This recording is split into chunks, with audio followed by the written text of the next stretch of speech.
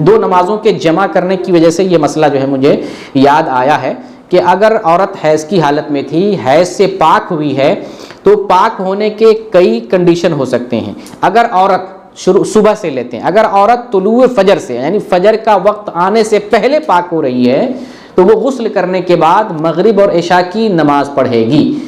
यानी मुसाफिर जिन दो नमाजों को इकट्ठा करता है, अगर उस टाइम में औरत पाक हो रही है तो दो नमाजों को इकट्ठा करके पढ़ेगी।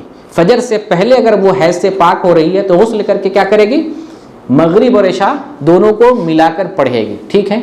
अगर कोई औरत फजर के बाद अगर पाक हो रही है, फजर से पहले मसला समझ लिए, फजर के बाद अगर पाक हो रही है या सूरज निकलने से पहले पाक हो रही है, तो यहाँ सिर्फ एक वक्त की नमाज का मसला है। यानी जो मुसाफिर का मसला है ना, समझ लीजिए मुसाफिर ही का मसला हैज़ा औरत के लिए है।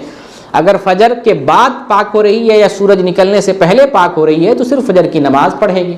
अगर सूरज निकलने के बाद पाक हो रही है तो फजर का वक्त ख़त्म हो गया, अब नमाज का कोई वक्त नहीं है, तो वो कोई नमाज नहीं पढ़ेगी। हत्ता के जवाल से पहले पहले भी पाक होती है तो ये नमाज का कोई वक्त नहीं होता, इसलिए कोई नमाज नहीं पढ़ेगी। अगर जुहर के बाद हैज़ से पाक हो रही है तो सिर्फ जुहर की नमाज पढ़ेगी। अगर अस्र के बाद पाक हो रही है या सूरज डूबने से पहले पाक हो रही है, दो कंडीशन, चाहे अस्र के बाद पाक हो या सूरज डूबने से पहले पहले किसी टाइम, इस बीच में किसी टाइम पाक हो जाए, तो कितनी नमाज पढ़ेगी, जुहर असर। देखिए उसूल बताया और आप समझ गए। मुसाफिर का हुक्म जो है हैज़ा औरत के लिए, लेकिन औरतों को चूंकि पता नहीं होता है इसलिए मैं ये मसला बता देता हूँ। अगर अस्र के बाद और सूरज डूबने से पहले पाक होती है, जुहर और अस्र दोनों पढ़ेगी।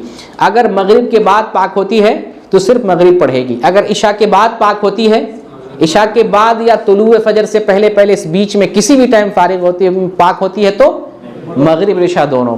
तो इसलिए ये मसला आपके भी इल्म में रहे और औरतों के भी इल्म में ये मसला रहना चाहिए।